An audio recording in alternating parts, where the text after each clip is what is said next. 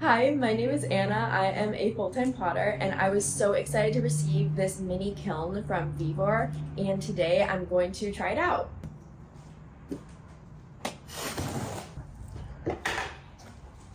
And gloves! Fantastic. I have a lot of different ideas for what I can do with this. So this is the Vevor electric melting furnace. I'll leave the link to buy it in the description and in the comments. It doesn't quite go to cone 6, which is what I fire to, but it does plug into the wall, which is awesome because a big industrial kiln like the one that I have, you have to have a special electrical setup for. I think on the day-to-day, this would be really sweet to bisque in if I needed something really quick and I didn't have enough for a full kiln load. I really also want to try it for special firings like a luster firing, which goes to a different temperature than what I usually fire my kiln to. And my kiln, which is almost 10 cubic feet, it sucks to do a luster firing in it because it's just a few pieces and it doesn't really make sense.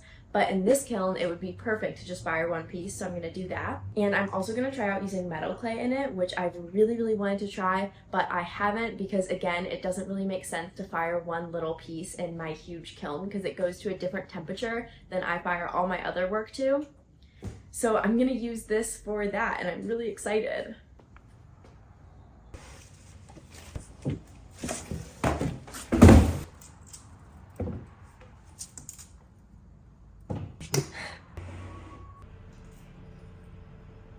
Epic.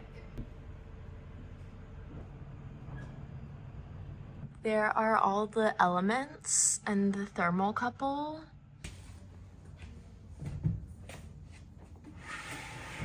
So for the first firing, to test it out, I'm going to put luster on this piece. This is something that I already fired to cone 6 in my kiln.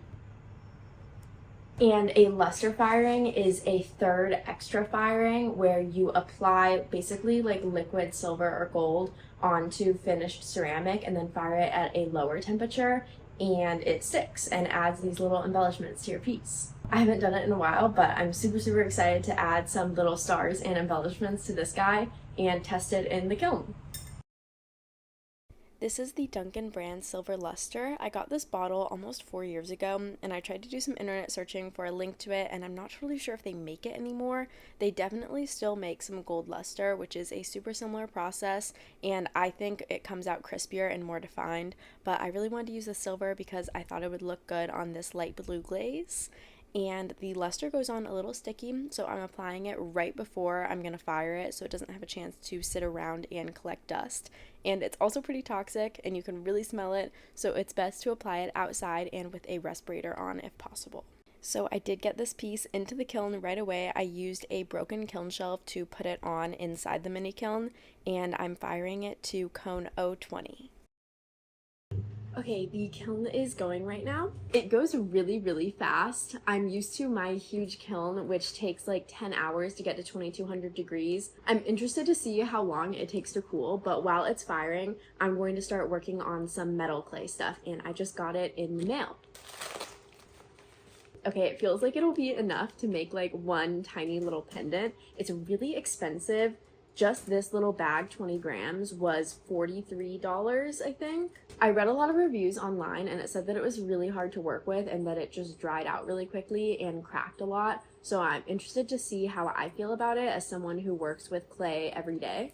Wow. Okay.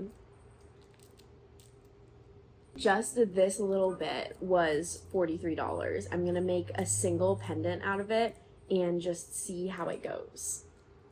This was absolutely by far the worst material I have ever worked with. It was simultaneously too dry and also too sticky, and it felt like none of my clay skills were transferable.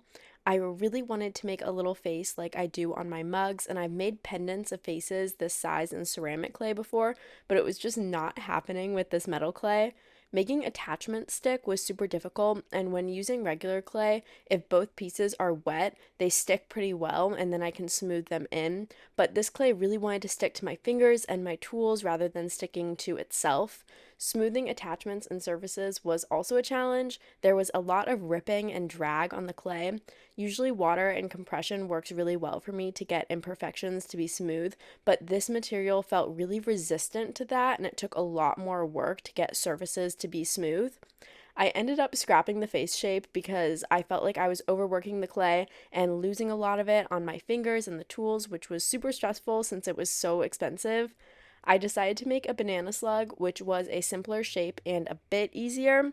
It still took me so long though. I think the slugs usually take me 3 to 4 minutes to sculpt, and this one took me almost half an hour to get right. I let it dry out for 48 hours just to be safe, and then I sanded it with some fine grit sandpaper once it was totally dry to make it a bit smoother.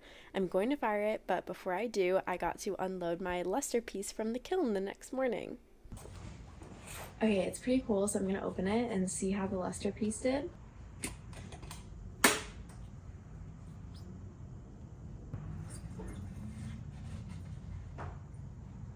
It's really subtle, but I feel like the silver luster usually is. And also this glaze has a lot of texture, so you can't see it so clearly, but I still think it's really nice. That was definitely a success. I love that I can fire just a single luster piece in this small kiln now. And I'm gonna let my metal clay piece dry for another day, and then tomorrow I'm going to fire it in this kiln. That one I'm really excited for because it's my first time working with metal clay ever, and I'm stoked to see how it turns out. I put the silver slug into the kiln the next day, and it came out really amazing. After some buffing with the Dremel, it was so shiny. I'll definitely do some things differently next time, but overall this was a sweet first attempt. I had a bit more free time this week, so I decided to try out some Raku in the kiln. Raku is a firing technique where you pull pots from the kiln when they're still really hot.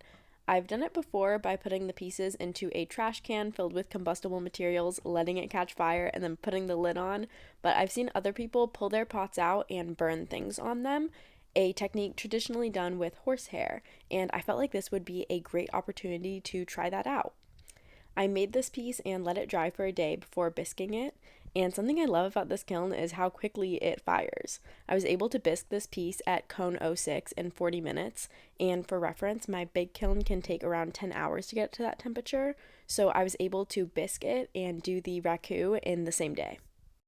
So that little dish that I made yesterday, I just bisqued it in here, and now I'm putting it up to 700 degrees Celsius, and I'm going to do horsehair raku with it. I've seen somebody do this once. I didn't do any other research. I just really feel like I know how to do it, and I have hair from 3 of my friends. Okay. Oh, it's not glowing. Do you think that's okay? Oh wait, it's really hot. Oh shit, part of it exploded, but that's okay.